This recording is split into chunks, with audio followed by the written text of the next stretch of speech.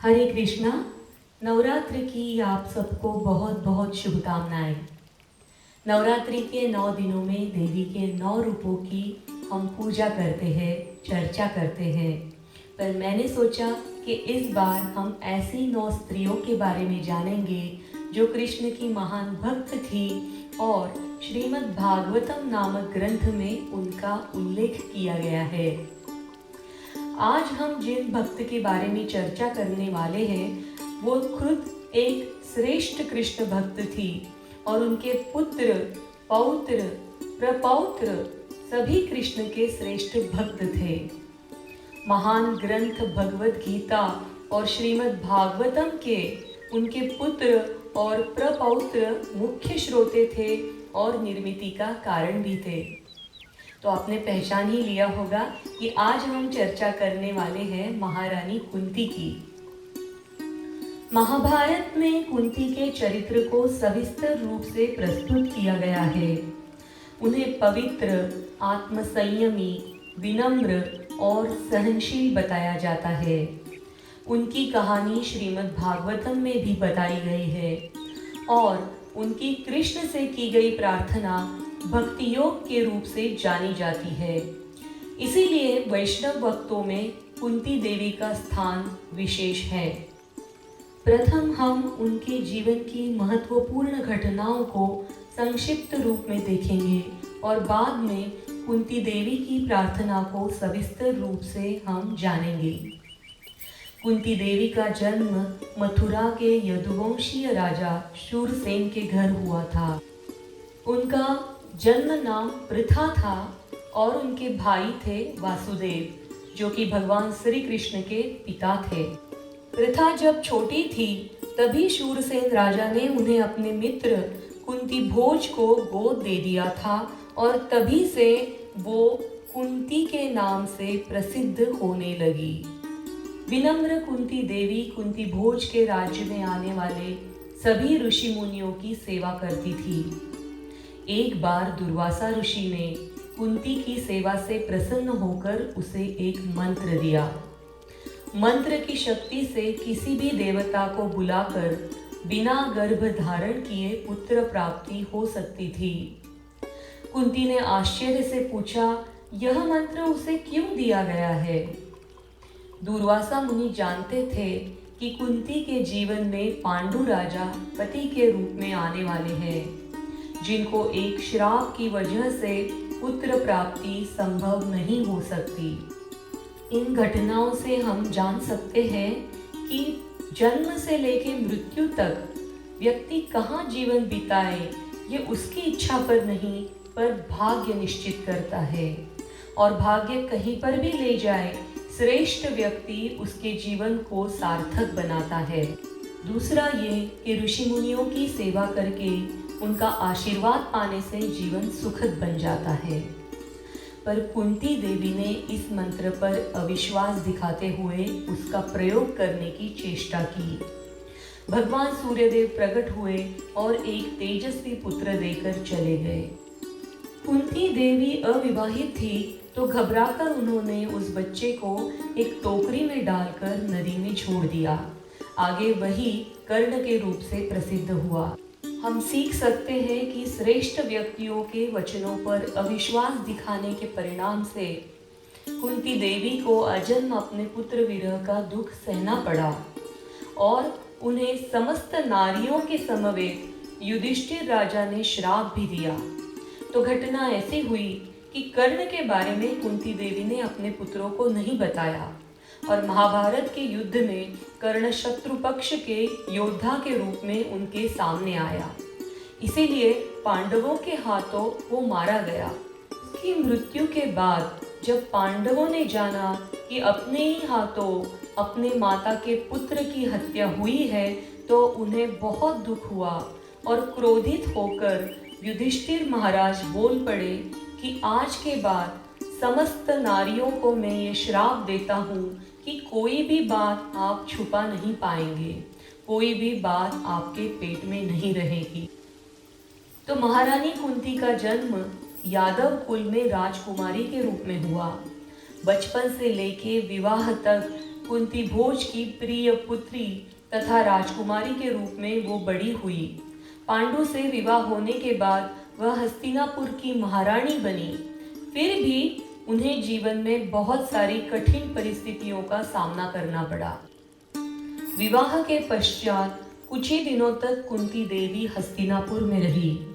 राजा पांडु को श्राप मिलने के बाद वो बहुत दुखी हुए और अपनी दोनों पत्नियों को साथ में लेके वन में चले गए। इसीलिए उन तीनों को राज्य त्याग करके वन का खड़तर जीवन व्यतीत करना पड़ा। पुत्र अभाव से पांडु की दुखी अवस्था को देख कुंती ने उन्हें दुर्वासा के मंत्र के बारे में बताया और उसका प्रयोग करके उन्हें पुत्र का आनंद प्रदान किया। कुंती और माद्री श्रेष्ठ पुत्रों की माता बनी, पर कुछ ही दिनों के पश्चात पांडु की मृत्यु हुई और माद्री ने भी अपना जीवन समाप्त किया। अब कुंती ने 5 बच्चों का उत्तरदायित्व अपने ऊपर लिया और उनके जीवन में बहुत से कठिनाइयों का, संघर्षों का यहाँ पे आरंभ हुआ। कुंती अपने 5 पुत्रों को, जिन्हें पांडवों के नाम से जाना जाता है, उन्हें लेकर हस्तिनापुर वापस आई। पांडु के ज्येष्ठ भ्राता धृतराष्ट्र के पुत्रों ने कुंती के पुत्रों को बार बार छल कपट करके मारना चाहा। इन सब अनुभवों के बाद भी कुंती ने अपना संयम कायम रखा और हमेशा बड़ों का आदर किया तथा यही संस्कार अपने पुत्रों को भी दिए। इसीलिए महाभारत का युद्ध हारने के पश्चात भी धृतराष्ट्र तथा गांधारी को पांडवों ने बहुत ही सम्मान पूर्वक हस्तिनापुर में रहने की जगह दी और आग्रह किया। महाभारत के युद्ध में कृष्ण ने 5 पांडवों की हमेशा रक्षा की, पर युद्ध के अंत में द्रोणाचार्य पुत्र अश्वत्थामा की वजह से द्रौपदी के 5 पुत्रों की मृत्यु हुई और इसी अश्वत्थामा ने ब्रह्मास्त्र छोड़कर पांडवों के अंतिम अंश को मारना चाहा। कुंती देवी और उत्तरा की प्रार्थना सुनकर कृष्ण ने स्वयं उत्तरा के गर्भ में जाकर अभिमन्यु पुत्र की रक्षा की। कुंती के जीवन में इस तरह से बहुत कठिन प्रसंग आए, पर उनकी कृष्ण के ऊपर नितांत श्रद्धा थी और उसी की वजह से वो सारे संकटों से बाहर आई। जो भाग्य में लिखा है उसे कृष्ण कृपा मानकर सारी कठिन परिस्थिति में वो स्थिर रही और उनकी कृष्ण भक्ति और उनकी दृढ़ता कभी भी कम नहीं हुई।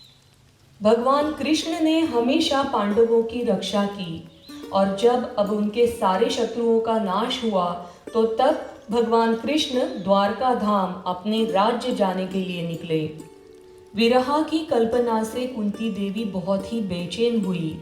जब भगवान कृष्ण रथ पर विराजमान हुए तो अत्यंत विनम्रता के साथ वो भगवान के पास पहुंची और भगवान के चरण कमलों में उन्होंने जो प्रार्थना समर्पित की वही भक्ति तथा बुद्धिमानों के बीच में हमेशा के लिए प्रसिद्ध हुई। उनकी प्रार्थना में समर्पण और भक्तिभाव का दर्शन होता है। वेदों में बताई अनेक गूढ़ बातें भी इनकी प्रार्थना में है, इसीलिए वह ज्ञान तथा वैराग्य भी जागृत करती है।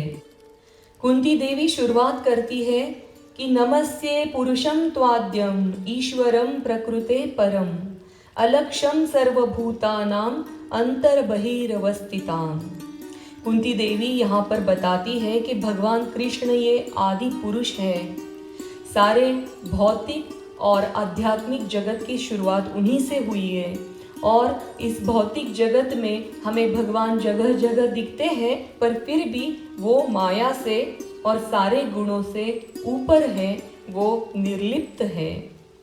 वो कहती है कि आप समस्त वस्तुओं के भीतर तथा बाहर स्थित है और ऐसा सब होते हुए भी आप अदृश्य है। कुंती देवी ने इस ज्ञान के साथ साथ कृष्ण के अनेक सुंदर सुंदर नाम का यहाँ पर प्रयोग किया है और इस नाम से जुड़ी भगवान की लीलाएं तथा गुणों का हमें दिव्य दर्शन होता है। तो एक श्लोक है जिसमें कुंती देवी कहती है, कृष्णाय वासुदेवाय देवकी नंदनाय च नंद गोप कुमाराय गोविंदाय नमो नमः। तो वो कृष्ण को वासुदेव के पुत्र, देवकी के लाडले, नंद के लाल, ये सारे नामों से यहाँ पे उन्हें बुलाती है। इस नामों का उच्चारण करने के पीछे उन्हें अपना वात्सल्य भाव भी दिखाना है और कृष्ण के साथ जो निकट का उनका संबंध है उसका भी प्रदर्शन होता है। कुंती देवी कृष्ण को ऋषिकेश के नाम से पुकारती है, जो कि इंद्रियों के स्वामी हैं। और कुंती कहती है कि आपने माता देवी की कंस द्वारा लंबे समय तक जो कैद में व्यतीत हो रही थी उनकी रक्षा की, उनको मुक्ति दी तथा मुझे और मेरे बच्चों को निरंतर खतरों से मुक्त कर दिया।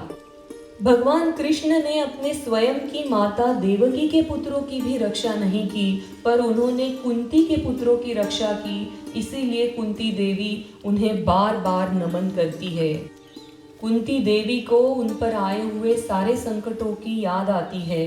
वो कहती है कि आपने हमें विषयुक्त भोजन से, भीषण अग्निकांड से, मानव भक्षियों से, दुष्ट सभा से, वनवास के काल में हुए कष्ट से तथा महारथियों द्वारा लड़े गए युद्ध से बचाया, और अब आपने अश्वत्थामा के अस्त्र से हमारी रक्षा की।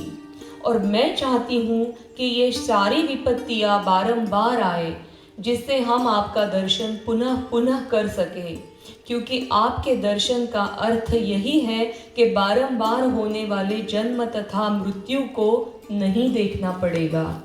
इन प्रार्थना से कुंती देवी ने एक उच्च कोटि के भक्त का प्रदर्शन किया है। भक्त कभी भी भगवान के पास संकटों से मुक्ति करने की प्रार्थना नहीं करता, क्योंकि कोई भी परिस्थिति ये भगवान की कृपा है ऐसा समझकर ही वो उसका स्वीकार करते हैं और सिर्फ भगवान के दर्शन की इच्छा रखते हैं।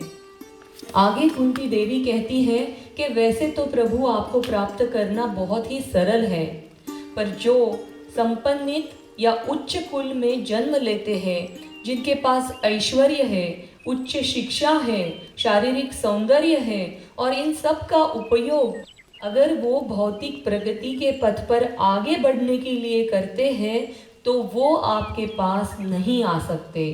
तो कुंती देवी ये बताती है कि ये सारी चीज़ें जो एक सामान्य व्यक्ति भगवान के पास जाकर बार बार मांगता है, वो भक्ति के पथ पर बहुत सारी बाधाएं हैं।